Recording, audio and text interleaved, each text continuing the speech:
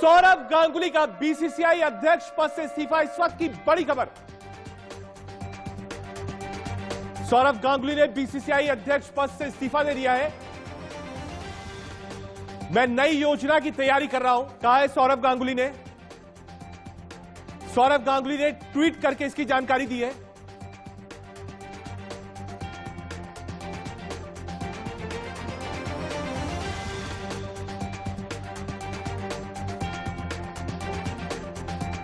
बड़ी बात, क्या राजनीति पे आएंगे सौरव गांगुली? अभी कुछ दिन पहले हमने तस्वीरें देखी थी जिसमें अमित शाह सौरव गांगुली के घर गए हुए थे, वहां पर साथ में डिनर हुआ था, उसके बाद से केओस शुरू हो गया था। बंगाल में भी जब चुनाव था तो उस वक्त भी केओस लगाया जा रहा था कि बीजेपी सौरव गांगुली को अपना मुख्यमंत्री पद का चेहरा बना सकती है, लेकिन ऐसा नहीं हुआ। उसके बाद उनकी तबीयत खराब हुई थी, जब 2 बार ममता बनर्जी घर और अस्पताल सौरव गांगुली से मिलने गई थी। आज एकाएक बीसीसीआई अध्यक्ष पद से इस्तीफा देना, क्या राजनीति में आने वाले हैं दादा?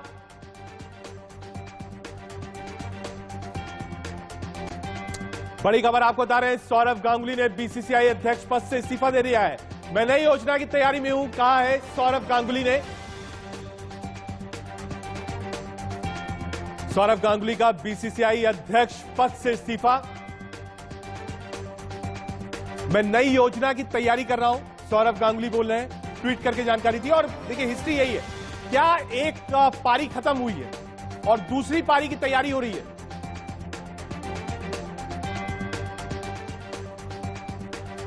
ठीक है, सीधे न्यूज रूम चलते हैं, हमारे साथ राजीव जुड़े। राजीव, 2 तस्वीरें मुझे याद है। पहला, बंगाल का जब चुनाव हो रहा था, तबियत खराब थी, ममता बनर्जी मिलने गई थी, उस समय केओस लगाया जा रहा था कि बीजेपी चाहती है कि मुख्यमंत्री पद का चेहरा बने, राजनीति में नहीं आए। अब से कुछ दिन पहले, एक बार मैं कहूंगा भी अपने प्रोड्यूसर से, वो तस्वीरें रखें जिसमें अमित शाह साहब हैं, घर पर हैं, डिनर चल रहा है। क्या वही तस्वीर दिमाग में आती है कि अब राजनीति की नई पारी खेलेंगे दादा?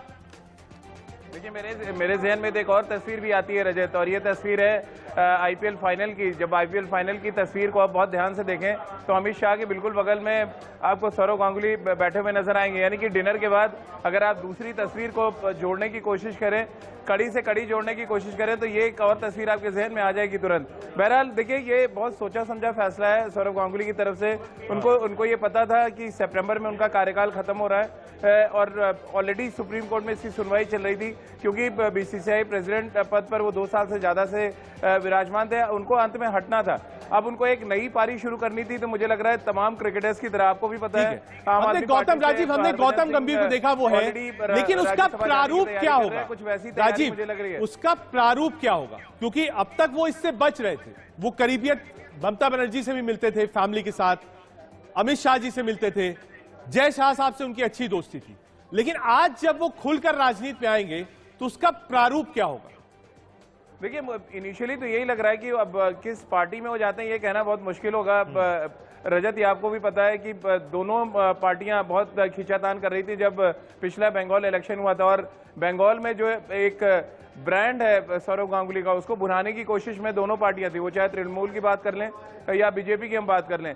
यहाँ पर जो सब कुछ अब इस बात में निर्भर करेगा कि दादा अपने आगे के इस करियर को किस तरह ले जाते हैं, क्योंकि जिस तरह से उन्होंने सोशल मीडिया पे लिखा है, सोशल मीडिया पे अगर आप उस लेटर को देखें तो और बहुत ध्यान से उसकी शब्दों को देखें तो एक चीज तो पता चल रही है कि लोगों की सेवा करना चाहते हैं। अब लोगों की सेवा मुझे लग रहा है राजनीति के प्लेटफॉर्म के अलावा आप क्रिकेट के मैदान से कम नहीं कर सकते, क्योंकि ऑलरेडी आप क्रिकेट के मैदान पर बीसीसीआई अध्यक्ष पद पर बैठे हुए थे। तो एकमात्र और सीधा संकेत दादा देने की कोशिश कर रहे हैं कि वो राजनीति के मैदान पर चौके छक्के लगाएंगे। अब किस टीम की तरफ से लगाएंगे इसका इंतजार रहेगा।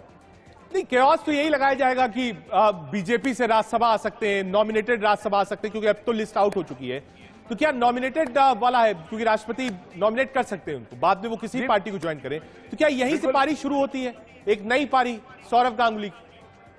बिल्कुल सही रजत आप कह रहे हैं, क्योंकि जब मैंने पहली तस्वीर आईपीएल फाइनल की देखी जहां पे अमित शाह, जैसा और साथ में सौरव गांगुली बैठे हुए थे, तो अचानक आपके जहन में ये आता है कि कहीं सौरव गांगुली राजनीति के मैदान पे तो नहीं उतरने वाले। और आईपीएल खत्म हुए अभी देखिए कुछ ही दिन हुए हैं और ये बड़ा फैसला आ जाता है, तो इस बात से बिल्कुल इंकार नहीं है कि किया जा सकता है कि राज्यसभा के लिए मनोनीत हो सकते हैं, बिल्कुल ऑलरेडी पेशकश की जा चुकी हो। राजीव, आप नजर बनाए रखिए, जैसे ही कुछ पार्टी का पता चलता है या आगे कौन सी इनिंग्स कहां से शुरू होगी, किस ग्राउंड से खेलेंगे, हम आपके पास वापस आएंगे। फिलहाल के लिए बहुत शुक्रिया राजीव आपका।